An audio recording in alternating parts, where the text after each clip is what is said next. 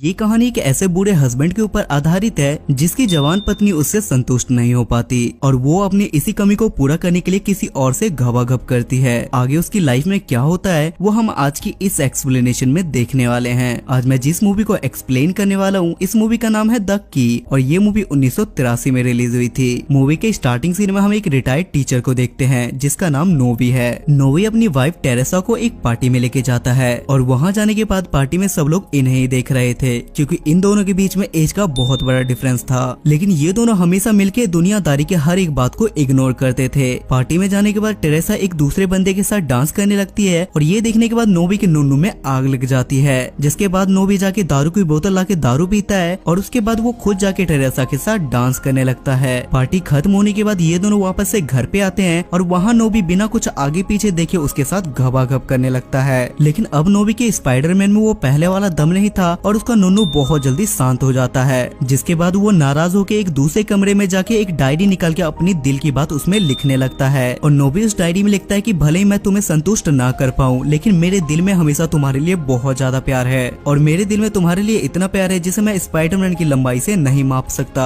और डायरी लिखने के बाद नोनी अपनी चाबी वहीं पे रख देता है क्योंकि नोनी भी कहीं ना कहीं यही चाह रहा था कि ट्रेसा भी उसकी फीलिंग समझे। उसके बाद नोनी ट्रेसा के पास जाता है और वो उससे बोलता है कि तुम मेरे कमरे में जाके मेरे कमरे की सफाई कर दो। टेरेसा भी उसकी सीधा बात मानती है और वो भी सीधा उसके कमरे में चली जाती है। जहाँ वो पहुँचने के बाद टेबल पे चाबी रखा देख के समझ जाती है कि नोनू ने उसे जानबूझ के यहाँ पे भेजा है ताकि मैं इस डायरी को पढ़ लूं और मैं उसकी फीलिंग को समझ सकूं। अगले सीन में हम नोनू की बेटी लीजा और ट्रेसा और लीजा के बॉयफ्रेंड लाजलो को देखते हैं जहाँ ये सब आपस में बैठ के एक साथ बकचोदी के फार्म भर रहे थे। लेकिन वहाँ पे लाजलो की नजर लीजा से ज्यादा उसकी माँ पर थी। ये बात नोनी भी नोटिस करता है और बातों में ट्रेसा कुछ ज्यादा ही ड्रिंक कर लेती है जिस वजह से वो वहीं पे सो जाती है। जिसके बाद ये सभी मिलकर उसे वहाँ पे बेड तक ले जाते हैं और वहाँ जाके वो उसे सुला देते हैं और उसके बाद लीजा और लाजलो वहाँ से चले जाते हैं। उसके बाद नोनू इस मौके का फायदा उठाता है और वो मौके पे चौका मार के अपनी वाइफ के सारे कपड़े उतार के उसके साथ फोटो शूट करने लगता है और जब उसका ये सब करने के बाद भी मन नहीं भरता तो वो ट्रेसा के साथ घबाघब करने लगता है। अगले दिन ट्रेसा की बिना कपड़ों वाली एक फोटो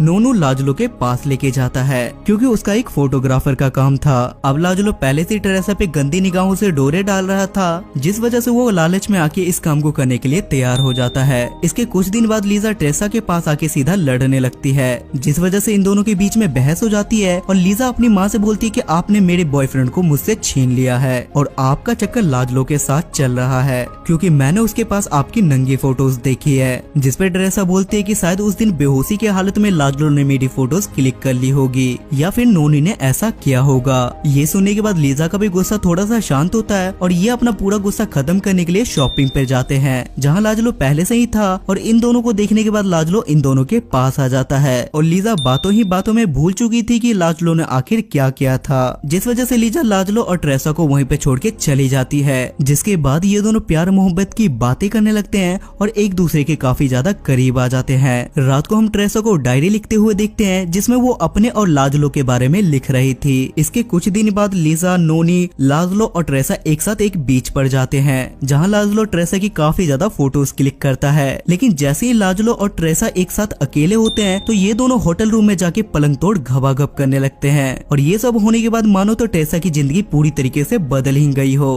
क्योंकि वो अब अपनी लाइफ में बहुत ज्यादा खुश थे क्योंकि लाजलो उसे वो खुशी दे रहा था जो नोनू उसे कभी नहीं दे पाया था। जिस वजह से ट्रेसा नोनी को भी काफी ज्यादा खुश रखती थी और वो उससे नाराज ना हो जाए इसलिए वो उसके साथ भी घबाघब किया करती थी और वो अपने साथ होने वाले सारे एक्सपीरियंस को अपने डायरी में लिखती थी। एक दिन ट्रेसा नोनू के साथ घबाघब कर रही थी तभी अचानक से नोनू को हार्ट अटैक आ जाता है जिसके बाद वहाँ पे डॉक्टर आता है लेकिन वो नोनू को मरा हुआ पाता है। उसके बाद नोनी का फ्यूनरल होता है और उसके बाद लीजा और ट्रेसा खुद ही मिलकर उसकी बॉडी को बोट पे बिठा के वहाँ से ले जाते हैं और ये मूवी यहाँ पे खत्म हो जाती है।